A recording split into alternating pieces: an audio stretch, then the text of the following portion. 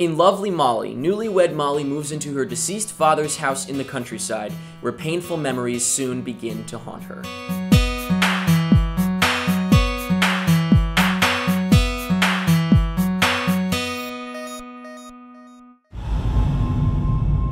Oh, babe, I can't believe you moved back into this house.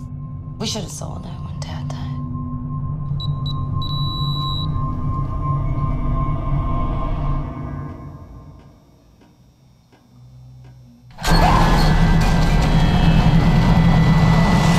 I think it's important to say before reviewing Lovely Molly that I am a huge, huge fan of the Blair Witch Project. So as soon as I saw that these guys were doing this film, I was immediately interested. So I went to the premiere of Lovely Molly at the 2012 South by Southwest Film Festival, and I saw, I think, what was close to the final cut. The only thing they were going to change was over the, not found footage, but the handycam shots. They were going to put like a record symbol and stuff like that. So if that's in there, then they did that, and I didn't see that, so lucky you if you see it. Actually, total side note here, I actually didn't like when they said they were going to do that. I was like, that's kind of cheesy. Everybody does that. But anyway, moving on to Lovely Molly, I really, really enjoyed Lovely Molly. I think that it was pretty damn scary, but I think it was a little bit been there, done that. And not because there's like handycam aspects, because you'd think, oh, Blair Witch, handycam aspects, really? That's not a problem. That works very well, or it works well enough, I should say. Not very well, but it works fine.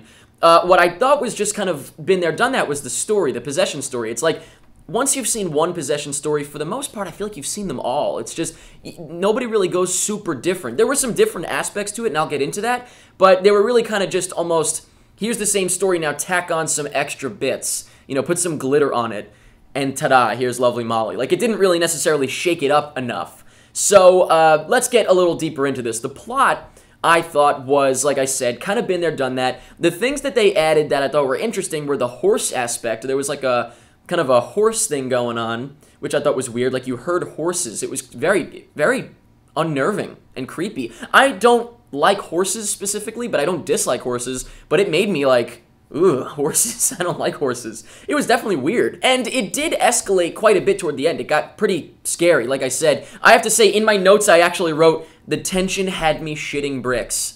And it's true, the tension did have me shitting bricks. And that goes into the directing. Now, the directing, once again, this is from the guys who did Blair Witch, or one of the guys who did Blair Witch. I don't think it's both of them, because it was two. I think this is Eduardo Sanchez. But as far as the movie being put together goes, it definitely did have a lot of tension, and really made you kind of, like, anybody that covers their face during the movie, you'll be covering your face in this movie. It definitely builds the anticipation and the tension very, very well. It's extremely scary in that sense. If you're the type of person that doesn't get scared by tension, or, like, what could happen, like, I'm that type of person because my imagination is coming up with a million things like, what the heck is going to happen? But for some people that don't really think that way and they want to see things visually, you might be let down because there's not a whole lot of visual scares. You can see from the trailer, there's a part where she's filming the doorway and she's like, he's right there, you can't see him, and there's nobody standing there. Nobody out here! He's right there! But in my mind, that is absolutely terrifying because my imagination puts something there.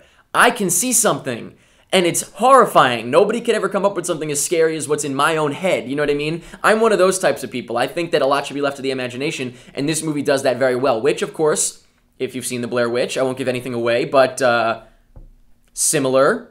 A lot is left to the imagination, and I do love that. I think that that is fantastic, and I applaud them for that. There is one part that you do see something, and it is just weird and crazy, and I loved it. I thought it was weird, but I loved it. My jaw hit the floor. I was like, what? It was very cool. But even then, it was very faint. Like, you could barely see it. That's why everyone in the theater was like, am I seeing this? And other than that, though, anything that was left to the imagination was great. I love that. Also, I have to say the sound design was fantastic. Very scary sounds. Very well done. And there's this voice, and I think you can actually hear it in the trailer, but there's this, like, it's like a voice that was higher and in editing made lower. That's what it sounds like, at least, and that always freaks me out, let me tell you. I've done enough editing to, you know, if you change the pitch just, not too much, but just slightly, it is so freaking creepy and scary, and they did it, and it was very scary. And I don't remember how much of that is in there, but I remember kind of just curling up in my seat and cringing, and it was very, very freaky. That kind of thing freaks me out. Unfortunately, the things I'm saying right now are things that I like.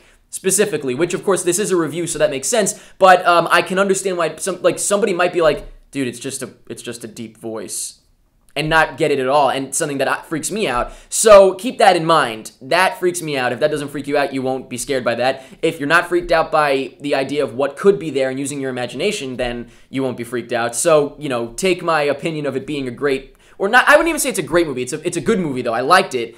Take that with a grain of salt if you are disagreeing with anything I'm saying. And finally, the acting. The acting was very good in my opinion, which surprised me because, you know, there's the only image that was released by the time that I saw the movie was an image of Molly. I think it's in the trailer. Her, like, it's like kind of bluish and she's like looking up at the camera. And I was like, oh no, it's one of those things where they look at the damn camera and grab it and stuff like that. But it wasn't like that. And I actually was surprised that the acting was good. I really liked the acting.